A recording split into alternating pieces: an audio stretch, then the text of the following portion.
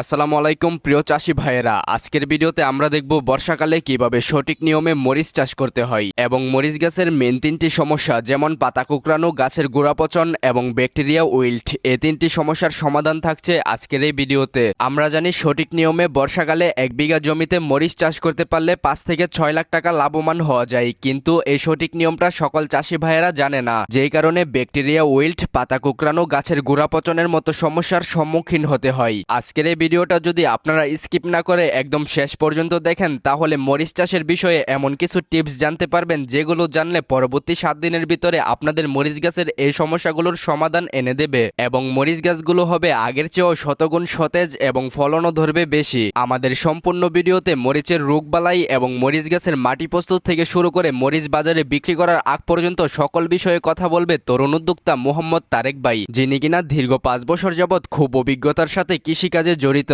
আসসালামু আলাইকুম তারেক ভাই। ওয়ালাইকুম আসসালাম রাহমাতুল্লাহ। কেমন আছেন? জি আলহামদুলিল্লাহ। ভাই, আপনার পিছনে এগুলো কি গাছ দেখা যাইতেছে? আমরা আছি একটা মরিচের প্রজেক্টে হচ্ছে আমার বড় ভাই হাসান ভাইয়ের। এটা জাস্ট আমি একজন দেখভালের দায়িত্ব নিছি, সেক্ষেত্রে ওটা ভিজিট করার জন্য আসছি আর কি। এই মরিচের ফলন এবছর কিরকম হয়েছে? এটা এখনো ফল আসে নাই, তবে এটার পাশাপাশি আরেকটা 2 বিঘা জমি ছিল, ওখানে মোটামুটি উনি মনে হয় 4-5 লাখ টাকার উপরে বিক্রি হয়েছে। আগে কত বিক্রি করছিলেন? 6 থেকে 7 লক্ষ টাকা। এগুলো কোন জাতের মরিচ চাষ করা হয়েছে? এটা সুপার হট। দেশি নাকি হাইব্রিড? হাইব্রিড। কত বিঘা জমিতে মরিচ চাষ করা হয়েছে? এখানে আছে 1.5 বিঘা। মরিচের চারাগুলো কতদিন আগে জমিতে লাগানো হয়েছিল? এখন মনে হয় যে 1 মাস 25-26 দিন হয়েছে। চারাগুলো ছোট থেকে বড় হয়ে ফলন আসতে কতদিন সময় লেগেছে? এটা প্রত্যেকটা মরিচে 2 মাস সময় লাগে মরিচের ফলন আসতে। মরিচ চাষ করার সঠিক পদ্ধতিটা আমাদেরকে একটু বলেন। মরিচ চাষের ক্ষেত্রে অবশ্যই আপনার জমিটা ভালোভাবে জোরজোরা করে নিতে হবে চাষ দিয়ে। তারপর যে উপকরণ প্রয়োজন হয় যেমন মালচিং পেপার, খাবার, TSP, MOP, urea, zinc, boron, sulphur, humic acid, তারপরে আপনার ম্যাগনেসিয়াম, এই জাতীয় সকল খাবারগুলো একসাথে দিয়েই মরিচের বেডটা তৈরি করতে হয়। কতদিন পর পর মরিচ ক্ষেতের মধ্যে পানি দিতে হয়? পানির পরিমাণটা আসলে জমির যারা কৃষক, যেমন ওনার জমিতে কখন পানি দিবে এটা ওনার উপর নির্ভর করবে। ওনাকে বুঝতে হবে জমি কখন পানি চাইতেছে অথবা জমি পানি চাইতেছে না। আপনার মতে বর্ষাকালে কিভাবে মরিচ চাষ করলে সবচেয়ে বেশি লাভবান হওয়া যায়?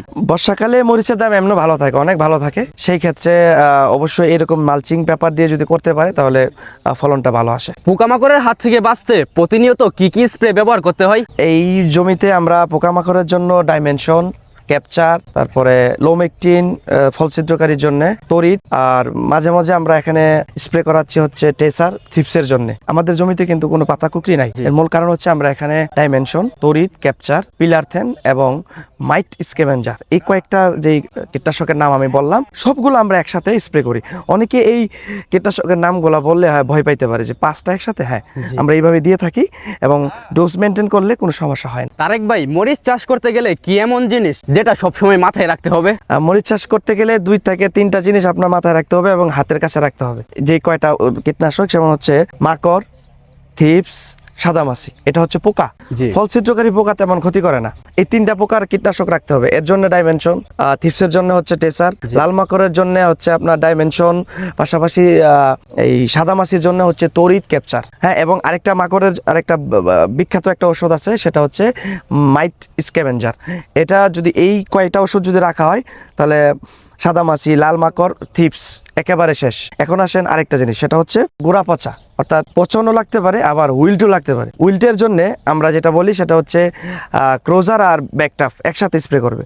পচার জন্য ধূমকেতু 2 in 1। এই কয়টা জিনিস হাতে রাখলে গাছ একেবারেই সুস্থ সবল থাকার কথা। এবং আসেন পরবর্তীতে গাছে ফুল ফল বৃদ্ধির জন্য, যেহেতু বর্ষাকাল, গাছে প্রচুর গ্রোথ থাকে। এমনিতে বর্ষাকালে কি কি রোগের সম্মুখীন হতে হয় মরিচ চাষ করলে? রোগ বলতে এটাই, পচন এবং উইল্ট। তো সেক্ষেত্রে আমরা বললাম উইল্টে এবং পচনের জন্য কি দেওয়া যায়, পাশাপাশি ফলনের জন্য যেটা দেওয়া যায় সেটা হচ্ছে ডিফেন্ডো। মরিচ চাষ করার আগে সঠিক পদ্ধতিতে কিভাবে আগে জমিকে প্রস্তুত করতে হয়? সেটা তো অবশ্যই মাটিটা কমসে কম 4 থেকে 5টা সার দিতে হবে। মাটি যত ঝরঝরে হবে জমির ফলন তত ভালো হবে। পাশাপাশি কি কি সার দিতে হয়? TSP, MOP, zinc, boron, sulphur, urea, যেহেতু মালচিং দেওয়া হবে সব সার একসাথে। তবে মাথায় রাখতে হবে ইউরিয়া এবং জিঙ্ক শেষ চাষে দিতে হবে, বাকি সারগুলো আলাদা দিতে হবে। কত ফুট দূরে দূরে একটা মরিচ গাছ লাগালে সবচেয়ে ভালো হয়?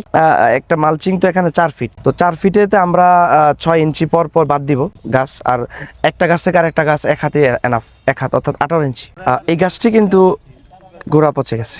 হ্যাঁ, এই পচনের জন্য আমরা যেটা ব্যবহার করব সেটা হচ্ছে ধূমকেতু, সাথে আমরা একটা ফ্রিপোনিল, যে কোনো কোম্পানির একটা ফ্রিপোনিল তরল দিয়ে দিতে পারি, তাহলে কিন্তু এই পচাটা বন্ধ হয়ে যাবে। এরপর আমরা প্রতি সপ্তাহে আরেকটা স্প্রে করতে পারি, সেটা হচ্ছে 2-in-1 অথবা সুইট স্টার। মাঝে মধ্যে আমরা এই ছত্রাকনাশকগুলো যদি আমরা স্প্রে করি, তাহলে দেখা যায় যে এই যে গাছগুলা গোড়া পচা, এই যে দেখেন এটা কিন্তু একেবারেই গোড়াটা পচে গেছে। জি। অর্থাৎ এটা বৃষ্টির কারণে, প্রচুর যেহেতু টানা বৃষ্টি হচ্ছে, সেই টানা বৃষ্টির কারণে কিন্তু এখানে এটা পচন সৃষ্টি হয়েছে।